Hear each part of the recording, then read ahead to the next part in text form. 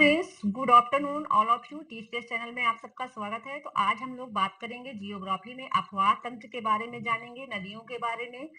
सारी नदियां कहाँ से कहाँ निकलती हैं, कितनी अध्यारोपित नदियां हैं, कौन सी पूर्ववर्ती हैं, तो इनके बारे में हम लोग बात करेंगे। और मैंने शॉर्ट वीडियोज बनाए हैं जियोग्राफी के, लॉन्ग भी हैं कुछ, तो आप लोग देखते रहिएगा। यूपीएससी बीपीएससी तैयारी के लिए आपके लिए बहुत ही ये हेल्पफुल होगी। और लाइक कमेंट भी किया करिए ताकि मुझे पता चले कि हाँ देख रहे हैं।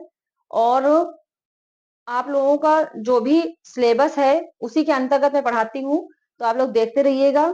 चलिए स्टार्ट करते हैं। पहला क्वेश्चन हमारा होगा, कौन सी नदियां भारत की पूर्ववर्ती नदियां हैं? तो कौन सी नदियां भारत की पूर्ववर्ती नदियां हैं? इनमें देखिए, सिंधु नदी, सतलुज नदी, गंगा नदी, चिनाब और कोसी नदी। कौन सी है? सिंधु, सतलुज, गंगा, चिनाब और कोसी। ये तिब्बत से निकलती हैं। कहां से निकलती हैं? उत्तर भारत के तिब्बत से। ठीक है। दूसरा क्वेश्चन होगा, असम में कौन सी नदियां प्रवाहित होती हैं? असम में प्रवाहित होने वाली कौन सी नदियां हैं? तो देखेंगे, सुबनसिरी, लोहित तेलु, दिहांग, सियांग, कोपली, बराक, धामेश्वरी, कामेंग और ब्रह्मपुत्र। तो असम में प्रवाहित होने वाली नदियों के बारे में जानेंगे। हम लोगों ने जाना सुबनसिरी, लोहित तेलु, दिहांग, सियांग, कोपली, बराक, दामेश्वरी, कामेंग और ब्रह्मपुत्र। नेक्स्ट में आते हैं, किन नदियों का अध्यारोपित अपवाह तंत्र होता है? नेक्स्ट क्वेश्चन है, किन नदियों का अध्यारोपित अपवाह तंत्र होता है? तो देखेंगे, चंबल, बनास, दामोदर आदि ये प्रायद्वीपीय नदियां हैं। चंबल, बनास, दामोदर ये अध्यारोपित अपवाह तंत्र इनका होता है। और ये कौन सी हैं? प्रायद्वीपीय नदियां भी हैं। नेक्स्ट क्वेश्चन, कावेरी नदी कहां से निकलती है? तो कावेरी नदी कहां से निकलती है? कावेरी नदी कर्नाटक के कोटागु जिले की ब्रह्मगिरी पहाड़ियों से पश्चिमी घाट से निकलती है। कहां से? कर्नाटक के कोटागु जिले की ब्रह्मगिरी पहाड़ियों से पश्चिमी जिले से निकलती है। इसकी लंबाई कितनी है? 800 किमी, 800 किलोमीटर लंबाई है कावेरी नदी की। और क्षेत्रफल कितना है? 87,500 वर्ग किलोमीटर, 87,050 वर्ग किलोमीटर। ठीक है। कावेरी नदी के दाहिने किनारे पर और बाएं किनारे पर मिलने वाली सहायक नदियां कौन सी हैं? जो दाहिने किनारे पर मिलती हैं और बाएं किनारे पर कावेरी नदी के। तो बाएं किनारे पर देखते हैं पहले।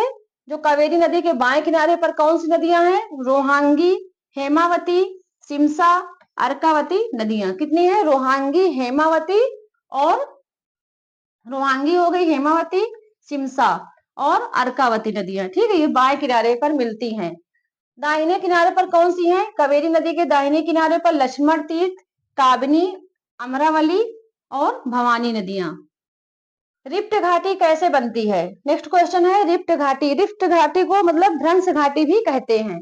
तो रिफ्ट घाटी कैसे बनती है? जैसे हिमालय की उथल पुथल होता है तो उससे रिफ्ट घाटियां बनती हैं। ठीक है। तो ये रिफ्ट घाटी में कौन सी नदियां प्रवाहित होती हैं ये भी देखेंगे। तो रिफ्ट घाटियों में इसका आंसर होगा ताप्ती, और कौन सी नदियां होती है? ताप्ती और गोदावरी। ठीक है, ये रिफ्ट घाटी में प्रवाहित होती हैं। कौन सी नदियां? ताप्ती और गोदावरी। और रिफ्ट घाटी कैसे बनती है ये देखेंगे। रिफ्ट घाटी जो है हिमालय के उथल पुथल से बनती है। ठीक है, हिमालय के उथल पुथल से रिफ्ट घाटी यानी भ्रंश घाटी बनती है।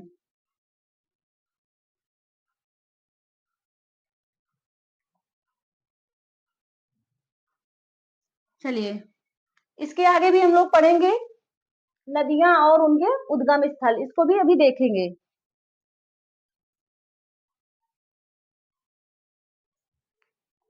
हाँ फ्रेंड्स, तो हम देखेंगे नदियां और मूल स्रोत। क्या देखेंगे अब? मलिया वो सॉरी नदियां और मूल स्रोत।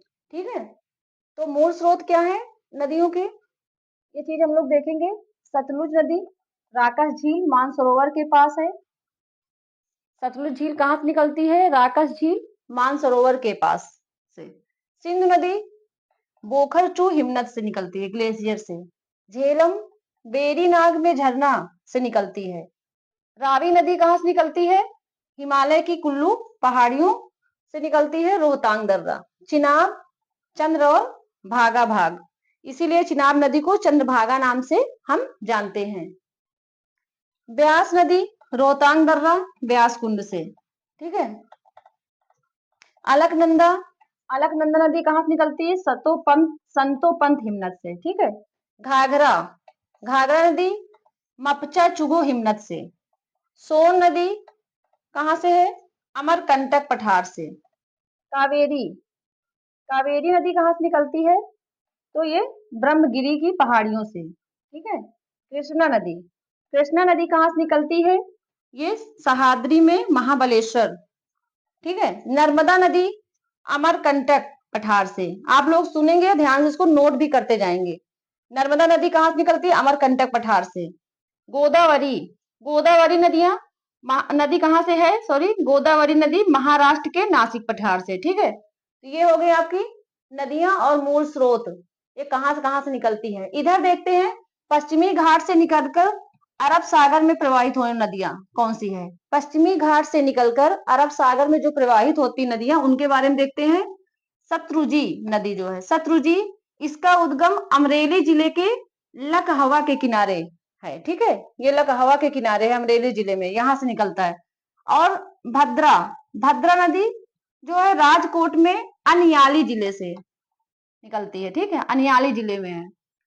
धाधार, धाधार कहाँ पे? घंटर गांव के निकट पंचमहल जिला। कालिंदी नदी बेलगाम जिले में, कहाँ पे? बेलगाम जिले में। बेडती नदी अन्नामलाई की पहाड़ियों के निकट। सरावती, सरावती भी अन्नामलाई की पहाड़ियों में है, और बेडती नदी भी, ठीक है। पेरियार नदी कहाँ पे है? केरल में, केरल के निकट पंबा नदी है जो, उसमें वेम्बनाड झील में ये 177 किलोमीटर ये तय करती है मार्ग, और वेम्बनाड झील में गिरती है, ठीक है। लूनी नदी, लूनी नदी कहाँ पे है? तो लूनी और साबरमती जो है अरावाली पहाड़ियों से निकलती है। कृष्णा नदी, कृष्णा नदी तेलंगाना और आंध्र प्रदेश में, इसमें भौगोलिक रूप से कार्य करती है। कृष्णा नदी जो है तेलंगाना और आंध्र प्रदेश में भौगोलिक रूप से कार्य करती है। कृष्णा नदी की सहायक नदियां कौन कौन सी हैं? कोयला घाट, प्रभा, मालप्रभा, भीमा, तुंगभद्रा आदि। कौन कौन सी है कृष्णा नदी की सहायक नदियां? कोयला घाट, प्रभा, मालप्रभा, भीमा, तुंगभद्रा आदि। बैतरणा नदी जो है नासिक जिले में त्र्यंबक गांव में निकलती है। गोदावरी त्र्यंबक से निकलती है। बिहार, बाराक, कालादान, सुबनसिरी, ये नदियां कहाँ से निकलती है? मिजोरम से होकर गुजरती है, ठीक है, मिजोरम राज्य से। कहाँ से निकलती है? मिजोरम राज्य से। बिहार, बराक, कालादान, सुबनसिरी नदियां जो है मिजोरम से होकर निकलती है। इसमें थेगा और सुरमा मेघना नदी प्रणाली भी सम्मिलित है। कहाँ पे? मिजोरम से, ठीक है। तो जो है हम लोगों ने नदियों के बारे में ज्यादा करके मैंने कंटेंट इसमें ज्यादा करके रखा है कि आप लोगों को नदियों के बारे में, ताकि ज्यादा जानकारी हो सके।